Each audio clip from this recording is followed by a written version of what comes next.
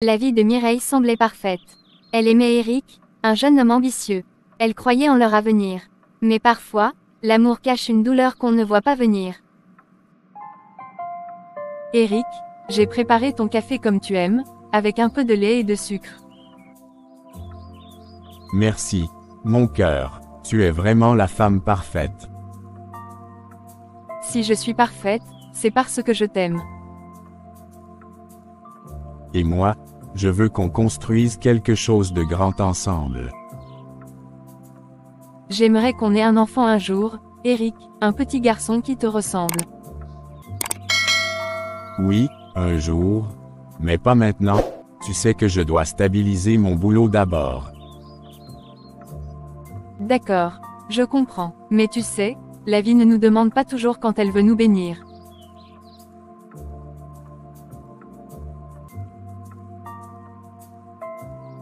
Tu deviens philosophe, toi. Non, juste réaliste. Je dois filer, on se voit ce soir, d'accord? Oui, rentre vite. Promis, et merci pour tout, ma belle. Je t'aime, Eric. Moi aussi, plus que tout. Mon seul bonheur, c'est lui. Ma sœur. Tu souris comme une femme amoureuse.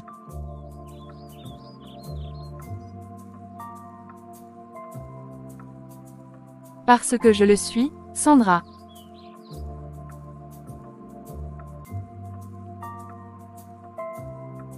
J'espère qu'il te mérite.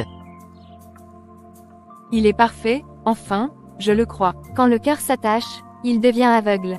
Mireille ne savait pas encore que son plus grand amour deviendrait la source de sa plus grande douleur. Ce soir-là, le silence pesait lourd. Mireille tenait dans ses mains un secret capable de changer sa vie pour toujours. Non, c'est pas possible, de barre rouge. Tu es enceinte, Mireille?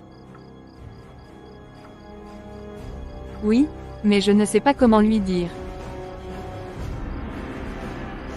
C'est ton amour, il comprendra, non? M'a dit qu'il n'était pas prêt. Et son travail, il ne veut pas d'enfant maintenant. Mais c'est aussi son enfant, Mireille. Tu ne peux pas cacher ça. J'ai peur qu'il me quitte. Si c'est vraiment de l'amour, il restera. Peut-être, ou peut-être que je rêve trop. Dis-lui la vérité, demain. Tu ne peux pas vivre avec ce poids. Oui, demain, je lui dirai. Quelle que soit sa réaction, je serai là, d'accord? Merci, ma sœur. Que Dieu t'aide à traverser ça. Seigneur, donne-moi la force. Chaque vérité porte un prix. Et pour Mireille, le sien allait être celui du cœur. Quand la vérité s'invite à table, même le goût du repas disparaît.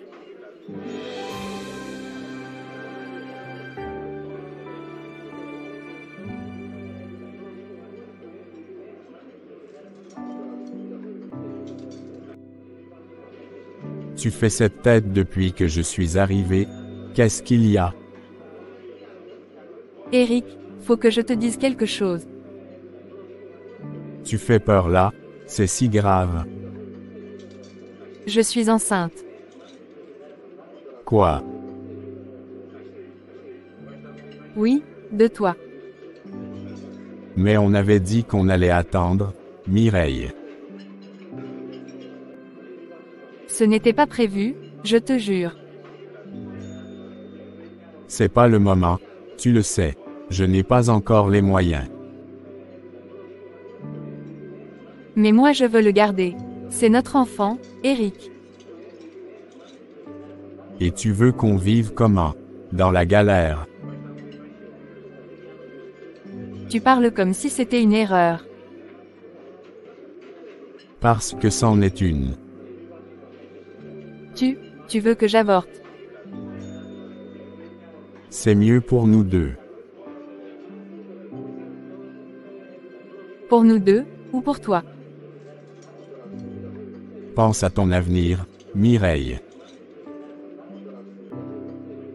Mon avenir, c'était toi et cet enfant. Je dois y aller. Vas-y, fuis, comme toujours.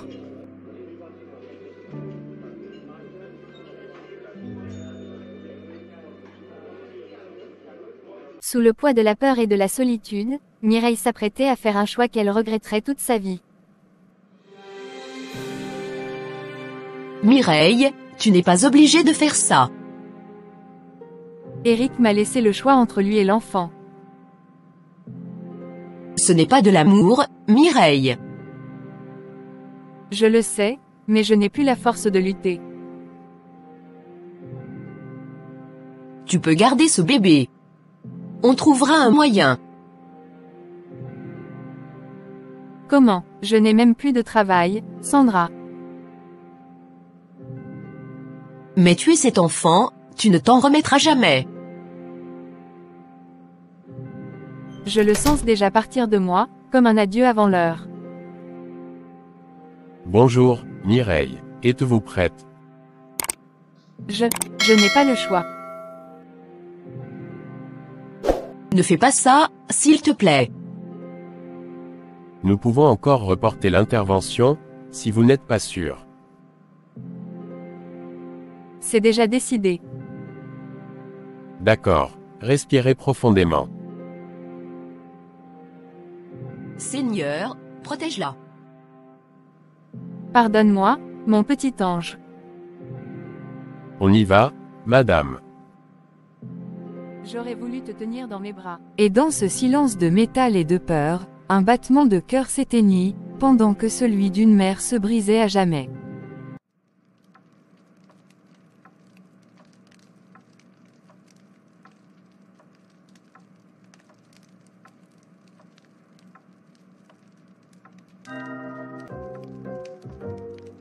Il bougeait peut-être déjà, et moi, je l'ai tué. Tu n'as presque rien mangé depuis 2 jours. Je n'ai pas faim. Tu ne peux pas continuer comme ça. Il m'a laissé seule, Sandra, et je me suis laissé mourir aussi. Il t'a manipulé. Mais tu peux encore te relever. Comment vivre après ça? Comment se regarder dans le miroir? En te pardonnant. Le pardon, je n'y crois plus. Dieu n'a pas cessé de t'aimer, Mireille. Alors pourquoi il m'a laissé faire ça? Parce que tu avais le libre arbitre, et maintenant, il t'offre la repentance. J'entends encore son cri dans ma tête. Chut, ça va aller, ma sœur. Je voudrais dormir et ne plus jamais me réveiller. Non, tu dois vivre. Pour lui, et pour toi. Si seulement je pouvais revenir en arrière.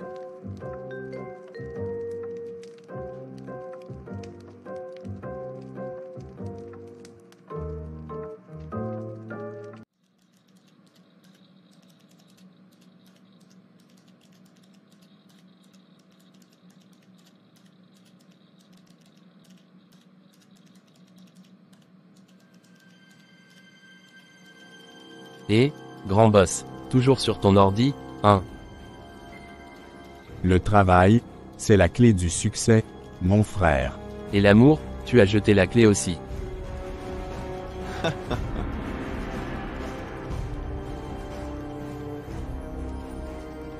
L'amour, c'est pour les faibles. Tu parles de Mireille. Elle voulait gâcher ma vie avec une grossesse. Tu lui as demandé d'avorter. J'ai fait ce qu'il fallait. Tu as fait ce qu'il fallait, pour toi, pas pour elle. Je ne regrette rien. Tu dis ça maintenant, mais attends que la vie te réponde. La vie m'a déjà répondu. Je suis riche. Et vide, Eric. Vide. J'ai tout ce que je veux. Tout, sauf la paix. Point, point, point. On récolte toujours ce qu'on sème, mon frère. Certains rires cachent des silences qui hurlent. Et pour Eric, le vrai châtiment venait à peine de commencer. Quand la douleur devient trop lourde, l'âme cherche refuge. Et c'est dans le silence d'une petite église que Mireille espérait trouver la paix.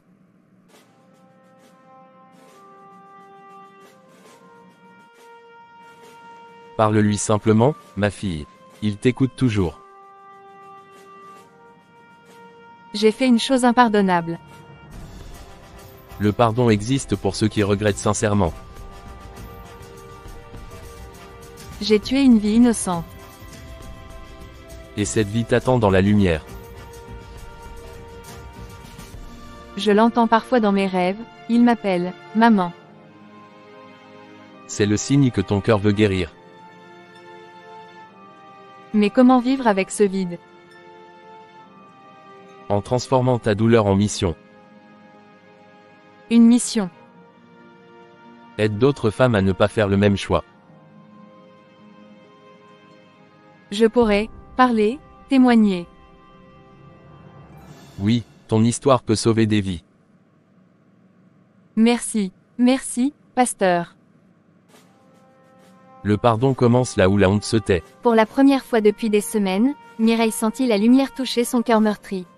Et dans le souffle du vent, elle crut entendre une petite voix lui dire « Je t'aime, maman ». Certains rendez-vous ne sont pas faits pour renouer, mais pour libérer. Ce jour-là, Mireille n'attendait pas des excuses, elle voulait tourner la page. Merci d'être venu. Je ne suis pas venu pour toi, Eric. Je suis venu pour moi. Beaucoup réfléchi à ce qu'on a vécu. Et à ce que tu m'as fait vivre. Oui, je regrette. Le regret ne ramène pas un enfant. Je sais. J'ai porté la honte, la douleur, la solitude. Et toi? J'ai eu le succès, mais aucun repos. Parce qu'on ne fuit pas une âme qu'on a blessée. Je ne sais pas comment vivre avec ça. En demandant pardon, pas seulement à moi, mais à Dieu. Crois-tu qu'il me pardonnera? Il m'a pardonné, moi. Alors oui, il te pardonnera aussi.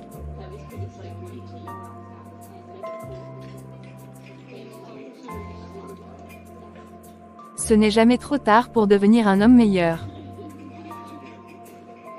Merci, Mireille. Adieu, Eric. Que la paix te trouve. Certains adieux ne brisent pas, ils réparent. Et dans ce café, deux âmes ont enfin déposé leur fardeau. Le pardon avait ouvert la voie à la guérison. Et Mireille savait désormais que chaque larme versée avait semé une graine d'amour éternel.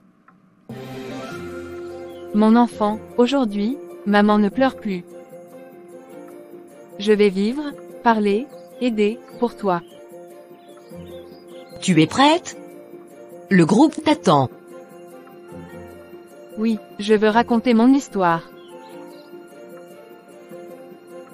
Je suis fière de toi, ma sœur. Il m'a fallu toucher le fond pour voir la lumière. Et maintenant, tu brilles pour les autres. C'est fini, Sandra, je me pardonne. Et ton ange aussi. Oui, je le sens avec moi. Allons-y, ma conférencière.